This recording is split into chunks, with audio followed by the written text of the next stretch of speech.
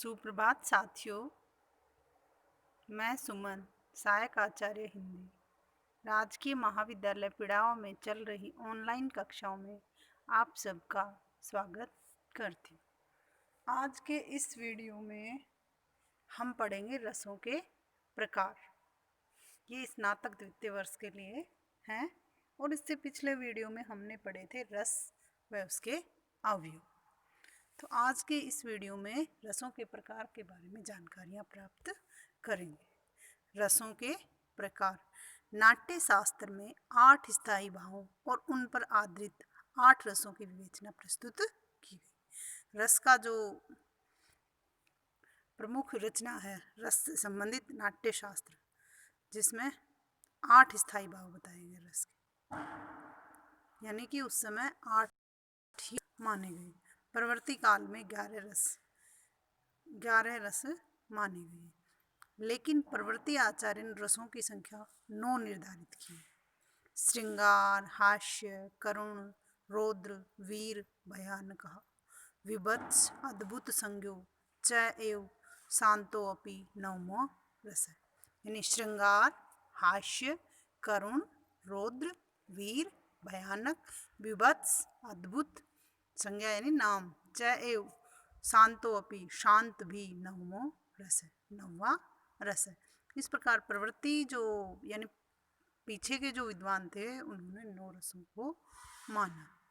नागानंद, संस्कृत में नागानंद रचना के पश्चात शांत रस व महाकवि सूरदास की रचनाओं से वात्सल्य रस और भक्ति रसामृत सिंधु और उज्ज्वल नीलमणि नामक ग्रंथों की रचना के पश्चात भक्ति रस को स्वीकार किया गया।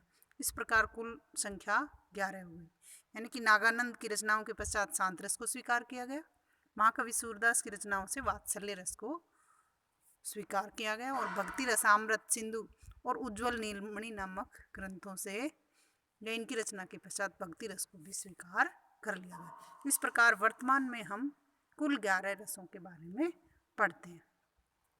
अब सबसे पहले हम जानकारी प्राप्त करेंगे श्रृंगार रस के बारे में। श्रृंगार रस को रसराज कहा जाता है, रसों का राजा कहा जाता है। इसका स्थायी भाव है रति या प्रेम और इसका आलंबन विभाव है नायक या नायिका। उद्दीपन विभाव नायिका के कूच, नितंबादि अंग, एकांत वन, चंद्र ज्योत्सना, वसंत, पुष्प, नायिका अथवा अनुभाव की चेष्टाएं, हाव भाव, तिरछी चितवन, मुस्कान, ये सब क्या है? उद्दीपन विभाव। संचारी भाव कौन कौन से हैं? 33 जो संचारी भाव हैं उनमें से उग्रता, मरण, आलस्य, जुगुप्सा को छोड़कर से सभी संचारी भाव मुख्यतः लज्जा, शर्म, चपलता आदि। यानी ये जो श्रृंगार रस है इसमें उग्रता, मरण, आलस्य, जुगुप्सा ये संचारी भाव कभी भी नहीं आते। इनके अलावा जितने भी बाकी संचारी भाव हैं उनमें से मुख्य रूप से लज्जा, शर्म, चपलता आदि श्रृंगार रस में मिलते हैं। अब श्रृंगार रस को भी 2 भागों में विभक्त किया गया है। नंबर 1 है संयोग श्रृंगार, नंबर 2 पर वियोग श्रृंगार। अब संयोग श्रृंगार का अर्थ क्या है? आचार्य विश्वनाथ ने कहा है कि जहाँ एक दूसरे से प्रेम में अनुरक्त नायक नायिका दर्शन, स्पर्शन आदि का सेवन करते हैं वहाँ संयोग श्रृंगार कहलाता है। यानी जहाँ नायक और नायिका एक साथ रहते हैं वहाँ संयोग श्रृंगार होता है। जैसे ये बिहारी जी के 2 हैं, कहत नटत रीझत खिजत मिलत खिलत लजियात, भरे भोन में करत है नैनन ही सो बात। अब बिहारी जी ने इसमें नायक नायिका के संयोग श्रृंगार का चित्रण किया है कि कहत कहते हैं, नायक नायिका से कहता है, नटत और वो नटती है, मना करती है, रीझत और जब वो मना करती है तो रीझत नायक उस पर मोहित हो जाता है, रीझता है, खिजत और फिर वो जब बार बार मना करती है उससे मिलने के लिए तो वो खींच उठता है, मिलत खिलत लज्जियात और जब उन दोनों की आंखें एक दूसरे से मिलती हैं तो नायिका शर्मा जाती है। भरे भौन में करत है नैनन ही सो बात, भरे भवन यानी भरे हुए भवन में ही, करत है नैनन ही सो बात, आंखों ही आंखों में बात, कि वहाँ पर बहुत सारे लोग विराजमान हैं, वहाँ पूरी भीड़ हो रही है, लेकिन नायक और नायिका आंखों ही आंखों में एक दूसरे से बात कर लेते। तो ये संयोग श्रृंगार है कि नैनों की जुबा तो नैना जाने। आजकल का जो गाना है नैनों की जुबा तो नैना जाने, ये संयोग श्रृंगार का ही उदाहरण है। दूसरा है बिहारी जी का कि बतरस लालच लाल की, मुरली धरी लुकाए, बोहो करे सोहो करे भुवनु हंसे, देन कहीं नट जाए।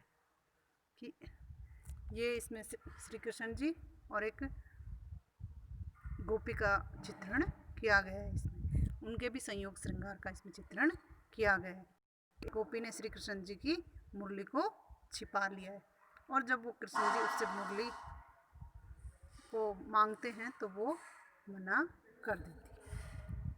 अब नंबर 2 पर है वियोग श्रृंगार। जो श्रृंगार के 2 भेद हैं, उनमें दूसरा है वियोग श्रृंगार। वियोग श्रृंगार कहाँ होता है? राजा भोज ने कहा है कि जहाँ रति नामक भाव प्रकर्ष को प्राप्त हो लेकिन अभिष्ट को न पास के, वहीं विप्रलभ श्रृंगार कहा जाता है, या वियोग श्रृंगार कहा जाता है। वियोग श्रृंगार को विप्रलभ श्रृंगार भी कहा जाता है, यानी जहाँ पर नायक नायिका दोनों एक दूसरे के पास नहीं होते हैं। प्रेम तो उत्कर्ष पर होता है लेकिन वो एक दूसरे के पास नहीं होते। वियोग श्रृंगार भी 4 प्रकार के बताए गए: पूर्व राग, मान, प्रवास, अभिशाप या करुणात्मक। पूर्व राग का अर्थ यह है कि किसी नायक ने या नायिका ने, या जैसे उसको कहीं सपन में देखा, उसके चित्र को देखा, या कहीं भी उसको देखा और उसको उससे प्रेम हो गया, तो उन दोनों के मिलने से पूर्व की जो स्थिति होती है वो पूर्व राग, कि उसमें प्रेम तो उनके प्रकार पर होता है लेकिन वो एक दूसरे से मिलते नहीं है। मान का अर्थ होता है मान सम्मान, या यहाँ इसमें गुस्से से अर्थ लिया गया है कि अगर नायक या नायिका दोनों एक दूसरे से रूठ जाते हैं, उनमें प्रेम तो उत्कर्ष पर ही होता है लेकिन फिर भी वो एक दूसरे से बातें नहीं करते। प्रवास यानी दूसरी जगह रहना, तो ये किसी काम के सिलसिले में भी हो सकता है, या किसी भी तरह से जब वो एक दूसरे से दूर रहते हैं तो वो प्रवास की स्थिति होती है। और नंबर 4 पर अभिशाप या करुणात्मक। ये अभिशाप के रूप में भी कई बार वियोग श्रृंगार की स्थिति हो जाती है, जैसे कि अभिज्ञानम शाकुंतलम में शकुंतला जी को दुर्वासा ऋषि ने श्राप दिया था, तो वो राजा भरत उसको भूल गए थे, तो वो अभिशाप की स्थिति थी। अब वियोग श्रृंगार का उदाहरण है कि घड़ी एक नहीं आवड़े, तुझ दर्शन बिन मोह, तुम हो मेरे प्राण जी, कासु जीवन होय, ध्यान न भावे नींद न आवे, विरह सतावे मोय, घायल सी घूमत फिरूं, मेरो दर्द न जाने कोई, मेरो दर्द न जाने कोई। ये मीराबाई इसमें कह रहे हैं, भगवान के श्री कृष्ण जी के लिए उन्होंने ये वियोग का चित्रण किया है कि घड़ी एक नहीं आवड़े मतलब अच्छा लगता है, तुझ दर्शन बिन मोय, तुम्हारे दर्शन के बिना एक पल भी मुझे अच्छा नहीं लगता है, तुम हो मेरे प्राण जी, कि तुम तो मेरे प्राण हो, मेरी जान हो, कासु जीवन होय, तो मेरा जीवन फिर कैसे हो, जब तुम ही मेरे पास नहीं हो तो मेरा जीवन कैसे चले, ध्यान न भावे और ना नींद न आवे, विरह सतावे मोह, मेरा कहीं भी मन नहीं लगता है, ना मुझे नींद आती है और मुझे विरह यानी तुम्हारी याद मुझे हमेशा सताती रहती है, घायल सी घूमत फिरे। और मैं जैसे कोई पक्षी घायल हो जाए या कोई भी घायल हो जाए तो वो एक जगह रुक नहीं सकता है, वो छटपटाता है, उसी तरह से मैं आपके वियोग में हमेशा छटपटाती रहती हूँ, मेरा दर्द न जाने को, और मेरे दर्द को कोई नहीं जान सकता। अब नंबर 2 पर है हास्य रस। हास्य रस कहाँ होता है? जहाँ पर हंसी से संबंधित कोई जैसे जोकर हो, विदूषक हो, तो उसके अभिनय को देखकर वहाँ जो स्थिति उत्पन्न होती है वही हास्य रस होता है। हास्य रस का स्थायी भाव हास है और इसका आलंबन विभाव हास्यास्पद वचन, विकृत वेश या विकृत कार्य। यानी इसका आलंबन विभाव क्या होता है कि जोकर कुछ हास्यास्पद बोले, मजाक या कुछ कहे, या उसकी अजीबोगरीब वेशभूषा या उसके अभिनय। अब उद्दीपन विभाव अनुपयुक्त वचन, अनुपयुक्त वेश, अनुपयुक्त चेष्टा। अनुभाव मुख का फूलना, हंसना, आंखें बंद होना, होठ न थूने आदि का स्फुरण। और संचारी भाव कौन कौन से होते हैं इसमें? चापल्य, चपलता, उत्सुकता, निद्रा, आलस्य, अवहित्या। हास्य रस में 6 प्रकार के हास्य का उल्लेख होता है। स्मित यानी आंखों में खुशी झलकना, हसित मुस्कुराना, विहसित दंतावली दिखाई देना, अवहसित कंधे उचकाना एवं हंसी की आवाज आना, अति हसित जोर जोर से ठाके मारना, और अपहसित हंसते हंसते लोटपोट हो जाना। तो अब इसका उदाहरण है कि जेहि दिसी नारद बैठे फूली, सो दिसी तेहे नविलोकी भूली, पुनि पुनि मुनि उकसही अकुलाई, देखी दशा हर गण मुस्काई।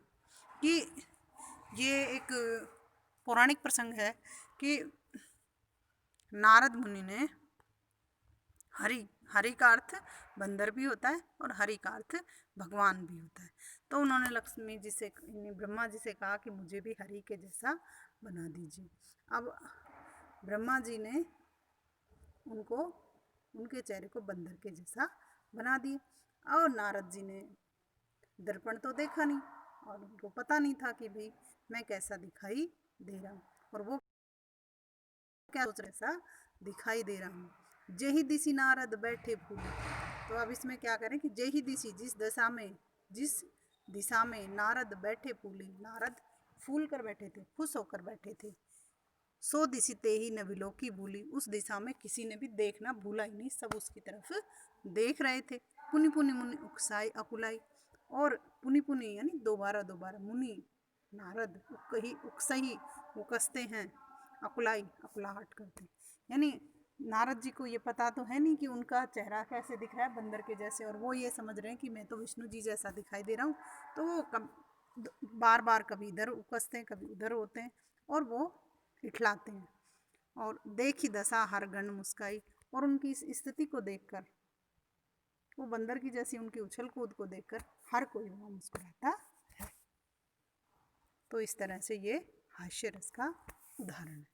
यह इसके और भी उदाहरण आप, जैसे कि रामलीलाएं होती हैं या कहीं भी जब वो जोकर विदूषक मजाक के अंदाज में आता है और वो वहाँ जो लाइनें पढ़ता है या वहाँ जो अभिनय करता है, तो वहाँ भी हास्य रस ही होता है।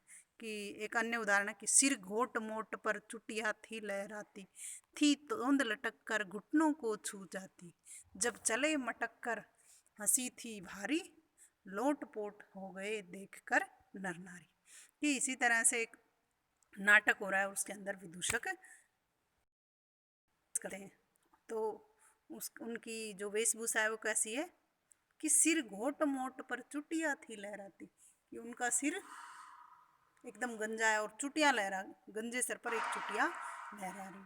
सिर घोट मोट पर चुटिया थी लहराती, थी तोंद लटक कर घुटनों को छू जाती, और उनकी तोंद कितनी है जो घुटनों को छू। अब चले मटक कर तो हंसी थी भारी, और जब वो मटक मटक कर चलते हैं तो सब उनको देखकर हंसते हैं, देख कर लोट पोट हो गए नर नारी। और जो उस अभिनय को देख रहे थे या नाटक को देख रहे थे, वो सब हंस हंस कर लोट पोट हो जाते हैं। तो इस तरह से हास्य रस, जहाँ पर हंसी की स्थिति होती है वहाँ पर हास्य रस होता है। अब नंबर 3 पर आता है करुण रस। करुण रस का स्थायी भाव है शोक, गम। आलंबन विभाव है प्रिय व्यक्ति का दुख, मृत शरीर, इष्ट नाश। और उद्दीपन विभाव है आलंबन का रुदन, मृतक, दाहा, उसको याद करना। अनुभाव है अश्रुपात, विलाप, भाग्य निंदा, भूमि पतन, उच्छ्वास। अश्रुपात यानी आंसू गिराना, विलाप जोर जोर से रोना, भाग्य निंदा अपने भाग्य को कोसना कि मेरे भाग्य में ऐसा कुछ लिखा था। भूमि पतन, जमीन पर गिरना। उच्छ्वास यानी लंबी लंबी सांसें लेना। तो गम के समय हर इंसान की स्थिति ऐसी ही हो जाती। अपने प्रिय के वियोग में, जैसे यहाँ प्रिय का वियोग तो उसमें वियोग श्रृंगार में भी होता है, लेकिन वियोग श्रृंगार और करुण रस में ये अंतर है कि वियोग श्रृंगार में होते हैं, लेकिन उनसे मिलने की उनको मिलने की स्थिति तो होती है, यानी एक ना एक दिन वो कभी ना कभी तो मिल ही सकते हैं। लेकिन करुण रस में ऐसा है कि बिछड़ा हुआ प्रेमी कभी भी मिलता नहीं है, अपना कोई भी इष्ट कभी भी मिलता नहीं है, वो इस दुनिया से चला जाता है, वहाँ होता है करुण रस। संचारी भाव है इसके निर्वेद, मोह, अपस्मार। अपस्मार का अर्थ होता है कि स्मृति को ही भूल जाना, मतलब बेहोश हो जाना इस तरह से। व्याधि, गलानी, स्मृति, श्रम, विषाद, जड़ता, उन्माद आदि। अब इसका उदाहरण है, बहुविध विलाप प्रलाप वह करने लगी उस शोक में, निज प्रिय वियोग समान दुख होता न कोई लोक। कि बहुविध, इसमें द्रौपदी जी का चित्रण किया गया है। जब अभिमन्यु को चक्रव्यूह में अभिमन्यु की मृत्यु हो जाती है, और जब उनको पता चलता है तो वो उस समय किस तरह से विलाप करती है कि बहुविध विलाप प्रलाप वह करने लगी उसको, कि अनेक प्रकार से वो अपनी दुख को व्यक्त करने लगी। निज प्रिय वियोग समान दुख होता न कोई। निज यानी अपना, प्रिय वियोग, प्रिय के वियोग के समान इस संसार में कोई दुख नहीं होता है। अपने किसी प्रिय को खो देने के समान इस संसार में और कोई दुख नहीं है। दूसरा इसमें है, देख सुदामा की दीन दशा करुणा करके करुणा निधि रोए, पानी परात को हाथ छुयो नहीं, नैनन के जल से पग धोए। अब यहाँ करुण रस इसलिए है कि वो सुदामा की गरीबी की दशा को देखकर, उनके पैरों में कांटे लगे हुए देखकर, और श्री कृष्ण इस तरह से दुखी हो गए कि उन्होंने पानी के तो हाथ ही नहीं लगाए, पानी की जो परात थी उसको हाथ भी नहीं लगाया, और अपने आंसुओं से सुदामा के पैर धो दिए। अब नंबर 4 पर हम पढ़ेंगे रौद्र रस। रौद्र रस कहाँ होता है? रौद्र रस का स्थायी भाव है क्रोध, यानी बहुत ही क्रोध की स्थिति होती है। आलंबन विभाव है अपराधी व्यक्ति, यानी जो व्यक्ति अपराध करता है वो, इसका आलंबन विभाव होता है। शत्रु, विपक्षी, द्रोही, दुराचारी। उद्दीपन विभाव है उसके कटु वचन, शत्रु के अपराध या शत्रु की गर्वोक्ति। अनुभाव क्या होता है? नेत्रों का रक्तिम होना, यानी आंखें कैसी हो जाती है जब गुस्सा आता है, तो आंखें लाल हो जाती है, त्योरियां चढ़ जाती हैं और होठ चबाने लग जाते हैं। संचारी भाव कौन से हैं इनमें? मद, उग्रता, अमर्ष, स्मृति, जड़ता, गर्व आदि। अब इसमें रौद्र रस में देखिए, इसका उदाहरण है कि तुमने धनुष तोड़ा शशि शेखर का, मेरे नेत्र देखो, इनकी आग में डूब जाओगे सैवंश राघव, गर्व छोड़ो, काट कर समर्पित कर दो अपने हाथ, मेरे नेत्र देखो। यानी ये सीता जी के स्वयंवर के समय का चित्रण किया गया है, जिसमें राम जी ने शिव जी के धनुष को,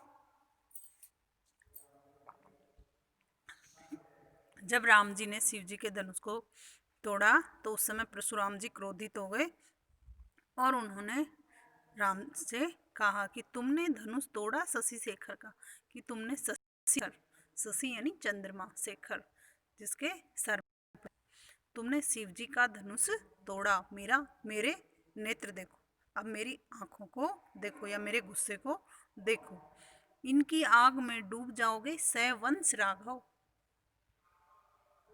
कि मेरी इन आंखों या मेरे इस क्रोध में तुम जल जाओगे राघव, सैवंश वंश के साथ।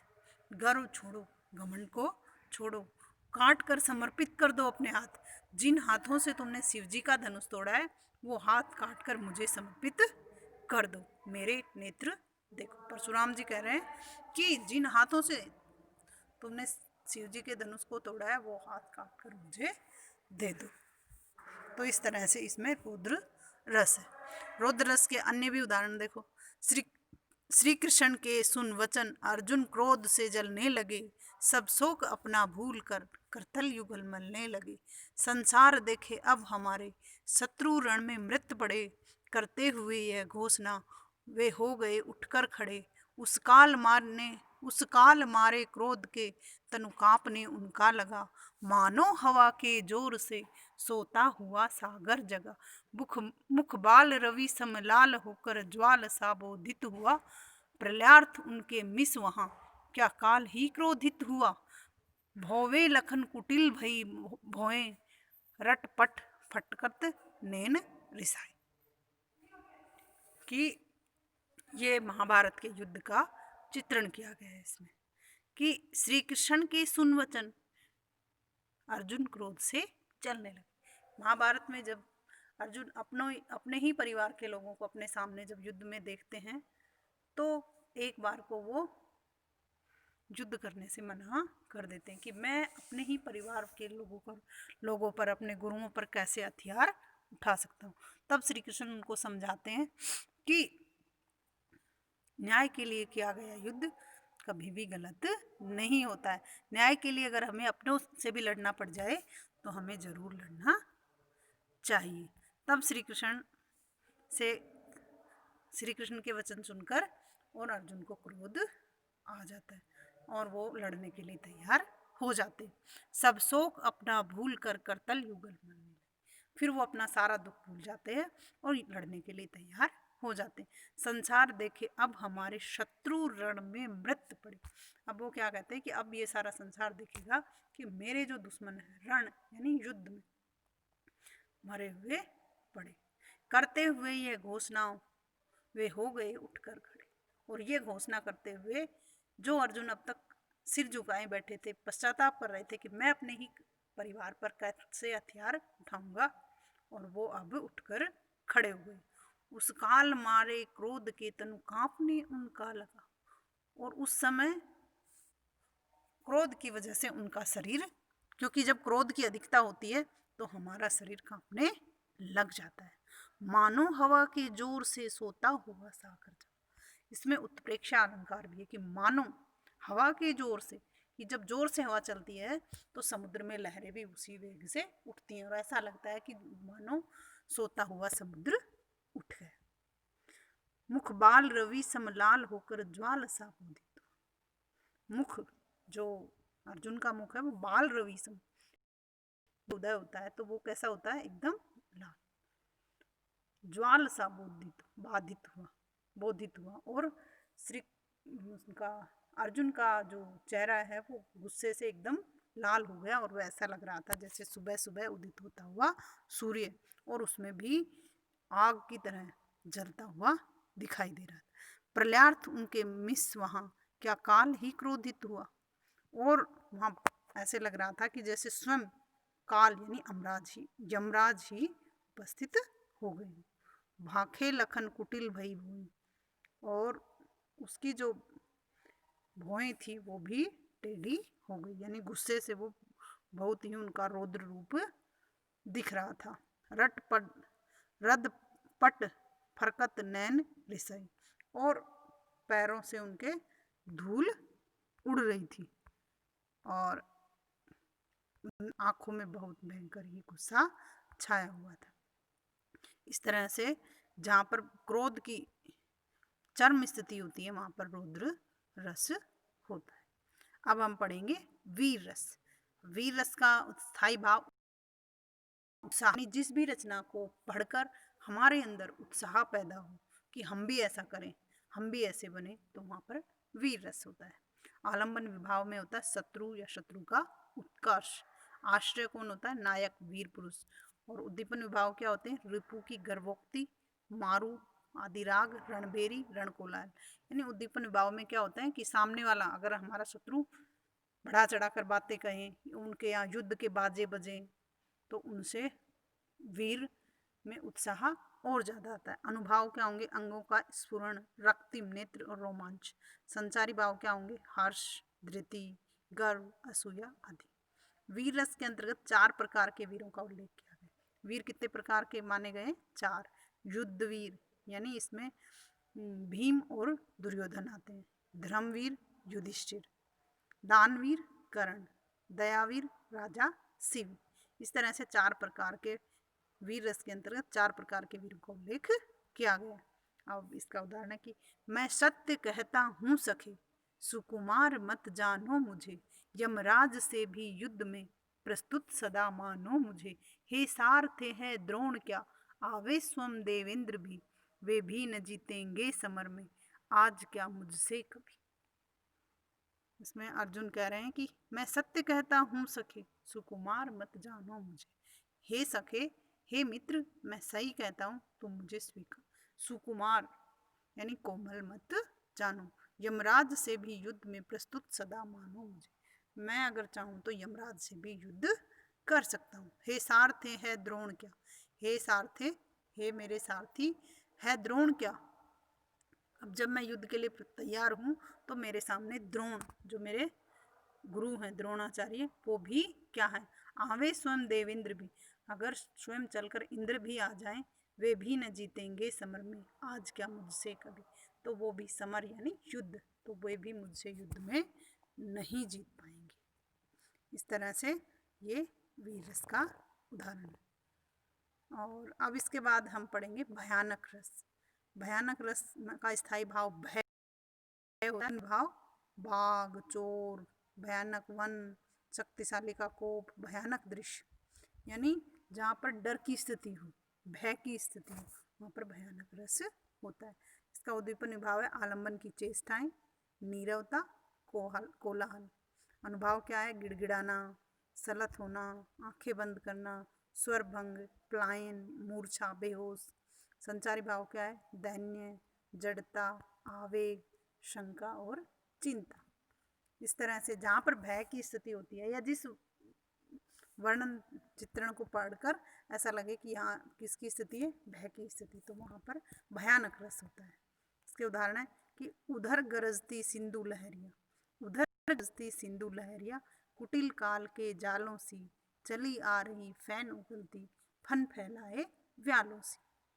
जयशंकर प्रसाद जी के कामायनी से ये लिया गया है कि उधर गरजती सिंधु लहरिया, जब प्रलय का चित्रण किया है जयशंकर प्रसाद जी ने कामायनी में, तो उस समय का ये बता रहे हैं कि उधर गरजती सिंधु, सिंधु यानी समुद्र, लहरें कि उधर तो जो समुद्र में लहरें हैं वो गरज रही हैं।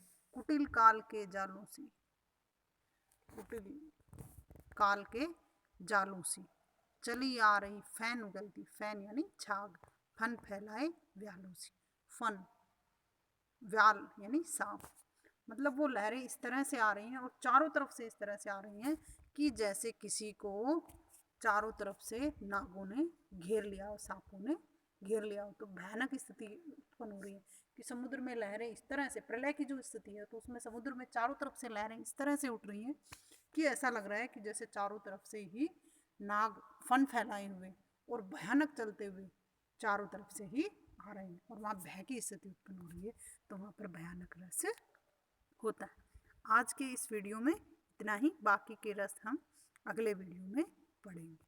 धन्यवाद।